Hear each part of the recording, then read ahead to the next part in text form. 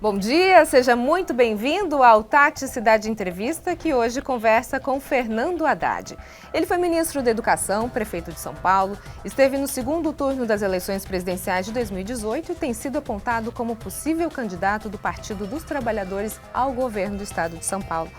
Bom dia, ministro, seja muito bem-vindo, como vai? Bom dia, Roberto, é um prazer estar com você. Começar a falar sobre a questão das eleições. Depois de uma disputa para a presidência da República, o governo do estado agora é o que está no seu radar? Pois é, eu estou correndo o estado para preparar um plano de governo, um plano de desenvolvimento para o estado de São Paulo, e nós queremos fazer uma coisa diferente, talvez pela primeira vez. Nós queremos fazer um plano regionalizado. Cada macro-região do estado vai ter um plano específico. Obviamente que tem a questão geral, saúde, educação e segurança, você vai fazer um mapeamento geral.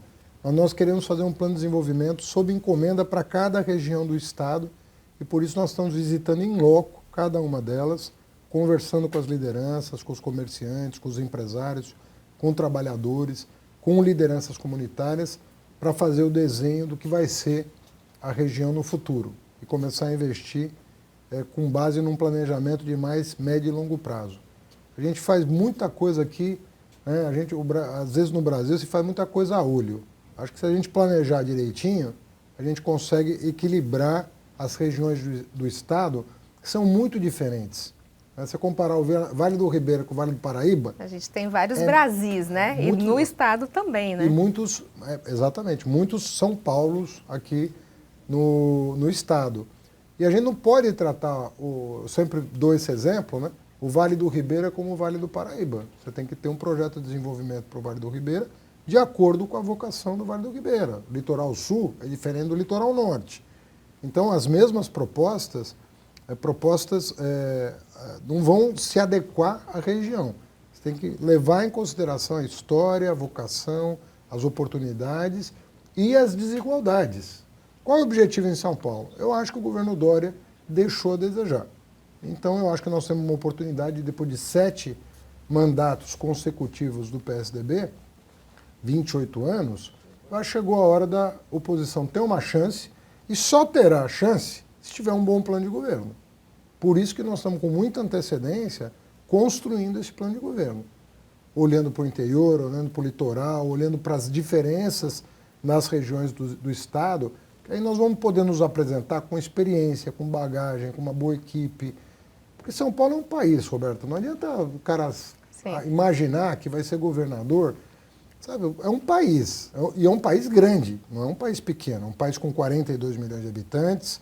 Ou seja, junta Uruguai e Paraguai e multiplica por 5 para dar São Paulo. Não é qualquer coisa. Tem uma renda per capita que é mais de uma vez e meia a renda per capita brasileira. É um país que se compara com o Chile, se compara com países da Europa. São Paulo é um país. Nós precisamos ter seriedade em fazer um grande plano de governo, com uma boa equipe e com gente experiente. Essas alianças, se a gente for pensar em nível estadual, elas refletem em nível nacional? Elas podem refletir. Por quê? Não necessariamente. Não necessariamente, mas no segundo turno dificilmente não refletirão. Né? Porque no primeiro turno, vamos pensar no plano nacional. O PSB, o PSOL e o PCdoB, nesse momento não tem candidato a presidente. Então podem apoiar o Lula já no primeiro turno. O PDT, que tem candidato a presidente, pode apoiar o Lula no segundo turno. Então você constrói de acordo com a realidade de cada partido. Da mesma maneira em São Paulo. Nós podemos estar juntos no primeiro turno e podemos preparar o caminho para estarmos aliados no segundo turno. Eu gosto muito dos dois turnos por causa disso. Você respeita a situação do partido em cada estado. E como o PT não tem candidato a governador em todos os estados, nós vamos poder apoiar candidatos do PCdoB, do PSB, em outros locais. O PSB, por exemplo, tem candidato no Rio Grande do Sul, tem candidato no Rio de Janeiro, no Espírito Santo, no Distrito Federal, em Pernambuco, onde o PT não tem candidato. De repente, você constrói uma aliança, que pode ter reflexos em São Paulo. Percebe? Então tem que olhar para a floresta como um todo. O PT tem candidato a presidente, está liderando as pesquisas, tem que olhar para a floresta como um todo. Ministro, na eleição de 2018, a gente teve um Brasil polarizado, né? E muita gente identificando ou votando contra o PT, não necessariamente a favor do candidato naquele momento, que era o presidente Bolsonaro. E a gente sabe que o PT, de certa forma, se desgastou, principalmente em relação a coisas envolvendo corrupção. Como hoje o partido tem lidado com isso? O que a gente pode esperar do PT daqui para frente? Olha, Roberto, eu acho que muita coisa que a gente dizia se comprovou na prática. O que nós dizíamos? Que nenhum governo tinha feito mais do que o PT para fortalecer os órgãos de combate à corrupção. Quais são? Controladoria Geral da União, Ministério Público, Polícia Federal e a legislação que foi aprovada para fortalecer esses órgãos. Nós sempre escolhemos o primeiro da lista tríplice do Ministério Público. Isso nunca aconteceu, nem antes, nem depois do PT. Só durante os nossos governos foi respeitada a autonomia do Ministério Público. Isso vale para a Polícia Federal e para a Controladoria também. Nunca atacamos o Poder Judiciário, nem quando injustiças estavam sendo cometidas contra o presidente Lula. O que nós deixamos claro é o seguinte: a corrupção na Petrobras, que foi apontada e descoberta, foi apontada e descoberta pelo nosso governo, durante o governo da Dilma, que afastou os diretores e que fez todo o possível para chegar aos responsáveis. O que o Moro fez, não se faz. O que o Moro fez foi tentar vincular isso ao presidente Lula. E aí nós dissemos, alto lá. Uma coisa é você prender um diretor corrupto. Outra coisa é você querer dizer que o governo está envolvido nisso. E o governo não estava envolvido nisso. Tanto não estava que o presidente da Petrobras não foi responsabilizado, o ministro das Minas e Energia também não, o ministro-chefe da Casa Civil também não, e queriam que o presidente Lula respondesse. O presidente falou, olha, eu não tenho nada a ver com isso, pelo contrário, eu fortaleci os órgãos que chegaram a esse resultado. E o Moro, na minha opinião, pensando numa carreira política, viu ali uma oportunidade de fazer uma escada. O Supremo Tribunal já decidiu. Lula não tem nada a ver com Petrobras. Nada a ver com o que aconteceu na Petrobras. Isso já é decisão transitada em julgado, não se discute mais. O senhor acredita que isso foi um problema pontual da gestão? Claro, porque foi um problema da gestão interna. A auditoria interna da Petrobras não pegou o desmando, mas a Polícia Federal chegou aos responsáveis.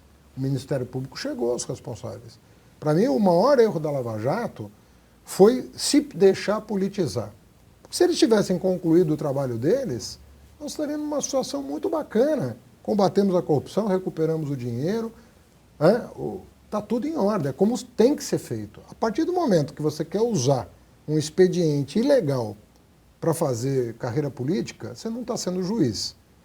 E o que o Supremo decidiu foi que o Moro não só não se conduziu como juiz, como tentou envolver o presidente com a Petrobras, e o Supremo leu o processo e falou, isso aqui não tem nada a ver com a Petrobras, você nem devia estar julgando o Lula. Já que a gente está nesse assunto da Petrobras, só rapidamente, fugindo um pouco aqui da nossa pauta, a gente já vai para a nossa região, o que não deixa de ser, porque a gente tem Petrobras aqui em Santos, né? Pré-sal, né? Inteiro aqui. Né? É algo muito importante. Petrobras, tem jeito, a gente está falando de uma possível privatização aqui nos próximos anos. O senhor acredita que isso possa acontecer? Olha, se o preço do combustível está como está, com a Petrobras sendo do Estado, você imagina a hora que privatizar. Olha, quando você privatiza um monopólio, porque nós não estamos falando de privatizar uma quitanda, nós estamos falando de privatizar uma empresa que tem um monopólio da extração de petróleo no Brasil. Nós estamos falando, é o caso da energia elétrica, é o caso da telefonia. Por que nós estamos pagando essas tarifas todas? No preço que está. Olha a conta de energia elétrica, a conta de telefonia. A gasolina já está chegando em R$7, diesel 5, gás mais de 100, gás de cozinha, botijão de gás. Onde vai parar isso aí? Então, eu acho que está sendo feita concessão demais para os empresários que estão comprando na Bacia das Almas o patrimônio que é público para expoliar as pessoas com tarifas que nenhum lugar do mundo paga. Então, a gente tem que ter a compreensão que, quando a gente fala em setor privado, você está falando com uma pessoa que fez várias parcerias com o setor privado. Vou dar um exemplo. O ProUni quando nós fizemos, nós fomos criticados, né, pela chamada esquerda. E eu dizia, olha, é uma parceria para o bem das pessoas. Você não pode demonizar o setor privado. O setor privado tem o seu lugar. E nós elaboramos um programa que foi a maior parceria público-privada da história do Brasil. São quase 3 milhões de bolsistas do ProUni, sendo que quase 1 milhão no estado de São Paulo. Pessoas que não teriam condição de pagar uma faculdade, que hoje estão formadas no mercado de trabalho ou no exterior. Recebi uma carta agora de uma menina que está em Coimbra, fazendo doutorado depois de ter passado pelo SISU, outros pelo ProUni, e assim vai. Então nós não podemos demonizar, quando a esquerda demoniza o setor privado, está errado. Né? Tem um setor, até porque a gente precisa, né? Tem setores de esquerda que são mais sectários, que demonizam o setor privado. Está errado. Assim como está errado a direita demonizar o setor público. Porque quando você precisa do SUS, o SUS está aí para atender. Não vai ter atendimento gratuito, né, à população sem o SUS. Então, esses extremos, esse sectarismo, nós temos que ser mais pragmáticos, temos que resolver o problema das pessoas. Às vezes é com parceria e às vezes é o Estado. E não tem problema nenhum, porque no mundo inteiro é assim. Às vezes é o Estado e às vezes é uma parceria. Então tem que ter maturidade, né? Ok. A gente vai para um rápido intervalo e volta já já. Não sai daí, 1 minutinho. Até mais.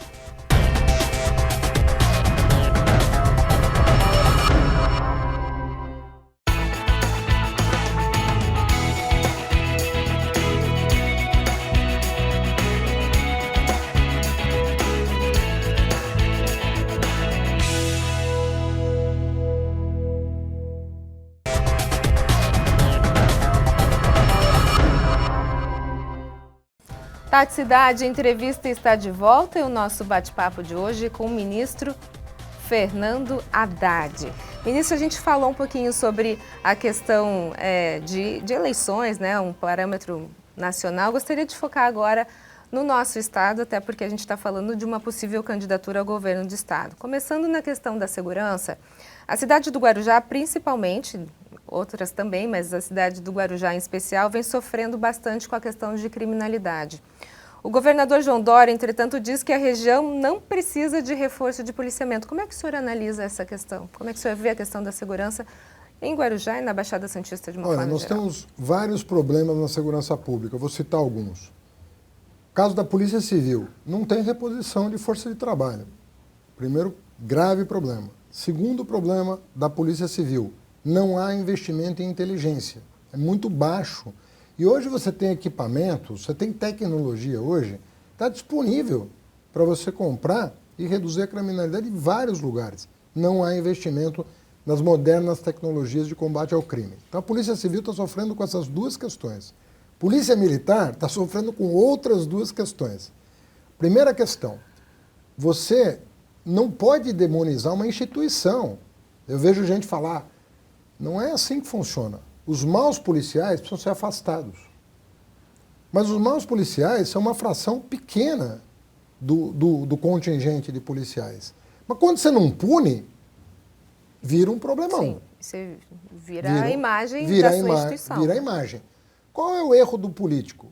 Ou o político diz, é isso mesmo, apoia o mal policial, ou vai para o outro extremo. A instituição não presta. Duas posições equivocadas. Não pode passar pano, como dizem, né, para o mal policial. São poucos que têm que ser afastados imediatamente. E não pode demonizar a instituição, porque você precisa dela. Então, esse é o primeiro ponto. O que falta no estado de São Paulo? Por fim, o quarto problema da PM. Tem que mudar de diretriz. Nós temos que ter uma política de premiação dos policiais para direcioná-los para combater os crimes mais graves.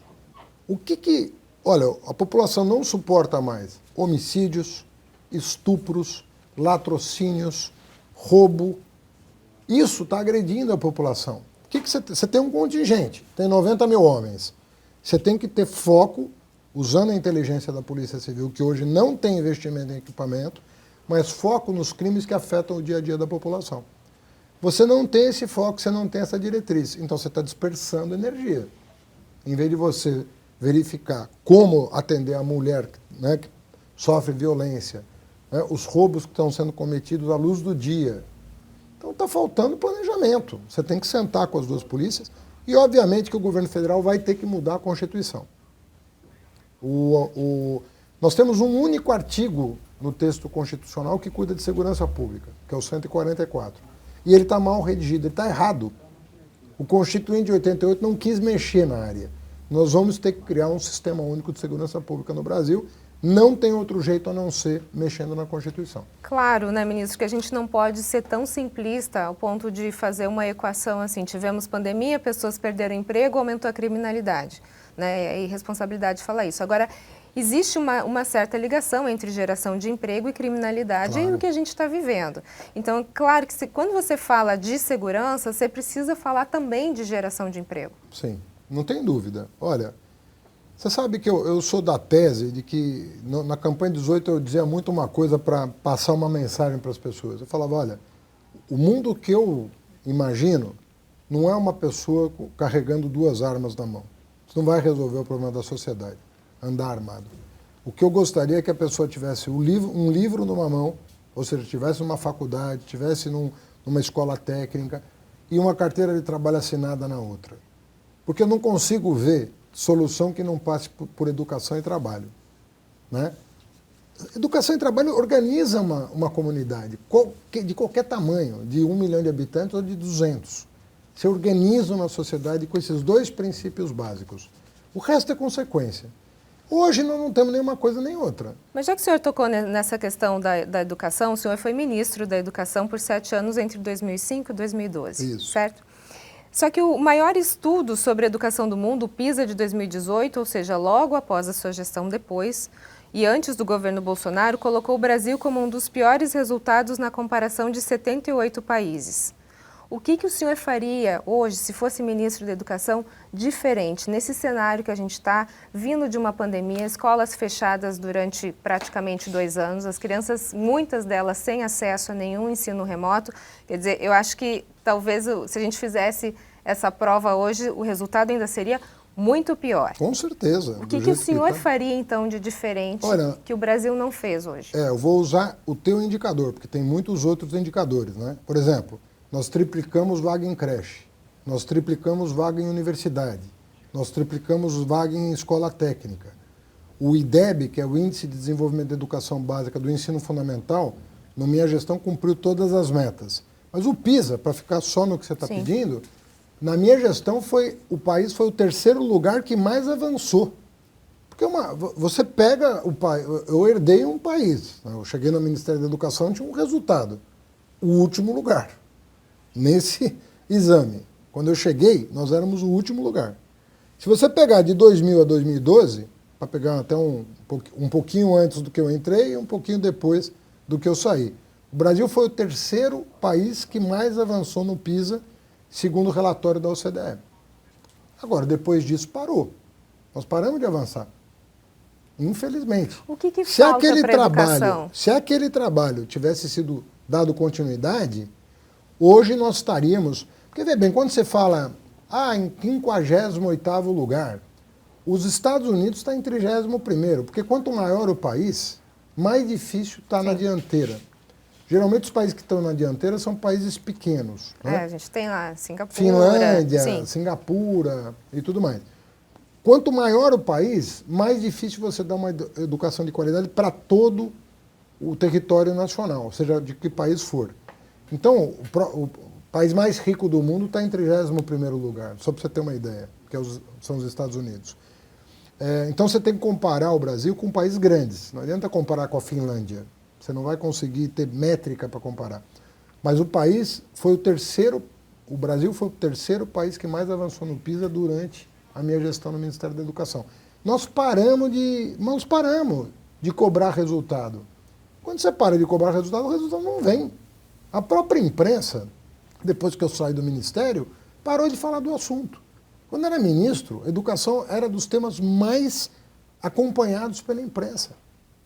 muito O acompanhado. senhor falou sobre a gente parar de cobrar resultados, e a gente teve uma época, né, em que as crianças elas passavam de ano sem terem a mínima noção do que estavam fazendo. Isso eu acabei com isso. E a gente vê que isso trouxe uma defasagem enorme. E um resultado que não era o que se esperava. A gente está vindo agora para um novo ensino médio, né? E aí, falando dessa questão do governo do Estado, que Sim. a questão do ensino médio seria a parte do governo do Estado, das escolas estaduais, como fazer com que essa criança, que já abandonou a escola na pandemia ou muito antes dela, Sim. volte a querer estudar, volte a ter interesse e Ótima consiga pergunta. ser um profissional com o que ela tem na mão. Roberto, você tocou num ponto central que é o seguinte, muito pouca gente sabe que quem responde pelo ensino médio no Brasil são os governadores. E cobra-se muito pouco dos governadores. É engraçado que prefeito é muito cobrado pela qualidade da educação. Chegou no governador, ninguém cobra. Eu não consigo entender isso. E o governador tem 88% da matrícula do ensino médio no Brasil. Não é diferente em São Paulo. 88% da matrícula em São Paulo é ensino médio público. Um pouquinho é privado e um pouquinho é federal. Eu criei o Instituto Federal, inclusive para servir de exemplo para os governadores. O Instituto Federal, só para você ter uma ideia, tem um ensino médio comparado ao da Coreia. E nós criamos para o governador aprender a fazer.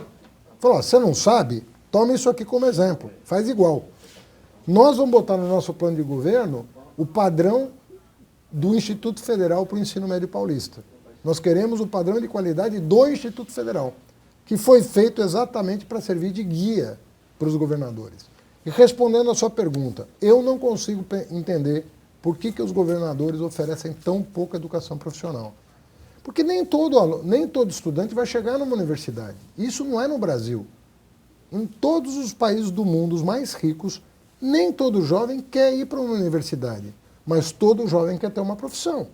Exatamente. E a gente aí, não precisa formar só claro, profissionais acadêmicos, tem os empreendedores. Por que a gente não ensina isso na escola? Por que nós criamos o Instituto Federal? Eu criei, só em São Paulo, 37 unidades do Instituto Federal, para mostrar para os governadores que como nem todo mundo vai chegar numa universidade ou quer chegar numa universidade, porque você tem outras vocações, você precisa profissionalizar o jovem durante o ensino médio. Porque aí ele sai do ensino médio com um canudo na mão que vale no mundo o mesmo que um diploma universitário. Ministro, tem muito assunto aqui para a gente falar. Eu não gostaria de encerrar esse programa sem tocar nesse assunto, que é um assunto muito importante para a nossa região. Porto de Santos, ligação seca Santos-Guarujá. Entra governador, sai governador, se inscreve, se faz maquete, se faz várias reuniões, não acontece absolutamente nada. O que o senhor prevê para a nossa região? É porque entra governador, sai governador do mesmo partido. Tem que mudar. Nós temos que dar um passo agora e mudar, porque as coisas não saem do papel. São anunciadas. Olha, nós estamos com várias maquetes de 20 anos atrás. O Rodoanel tem 30 anos que foi anunciado no estado de São Paulo, não está pronto ainda. Ou seja, ou a gente muda e dá chance para quem já entregou, ou a gente vai ficar com maquete atrás de maquete e as coisas não vão acontecer. O que o senhor faria, ponte ou túnel? Você sabe, em primeiro lugar, essa polêmica não é uma polêmica saudável porque os dois são viáveis. Os dois são viáveis. Não é verdade que não pode ter uma ponte. Agora veio com a história que não dá para ser ponte. Tem condição de ser ponte. É que tem um empresário que não quer que seja ponte, porque vai atrapalhar o negócio dele. Agora, se for para favorecer o Estado, os municípios do entorno, eu vou fazer os dois, se precisar. Porque não tem cabimento o litoral norte e o litoral sul de um estado rico como São Paulo, não tem nem conexão até hoje. É um absurdo isso. Daqui a pouco a Bahia entrega lá a ponte de Itaparica, que nós não entregamos a nossa aqui, com o triplo da riqueza da Bahia. A gente está fazendo audiência ainda, decidindo se é ponte, túnel aonde assina, né? Sabe, você falou uma coisa antes da gente iniciar a gravação, que é o seguinte, o Brasil não está saindo mais do modo campanha. Nós estamos no modo campanha. Quem ganha eleição não governa. Fica em campanha para a próxima eleição. Dá trabalho isso aí. Dá muito trabalho fazer as coisas. Eu acho que a gente precisa de alguém que goste de trabalhar no cargo para o qual ele foi eleito, e não para si próprio, sabe? Ministro, muito obrigada Obrigado, pelas suas Roberto. informações, obrigada pelo seu tempo. O senhor é sempre muito bem-vindo aqui. Obrigado, uma satisfação. Muito obrigada. O Tati Cidade Entrevista fica por aqui. Um abraço, até a próxima. Fique agora com a programação da Band. Até mais.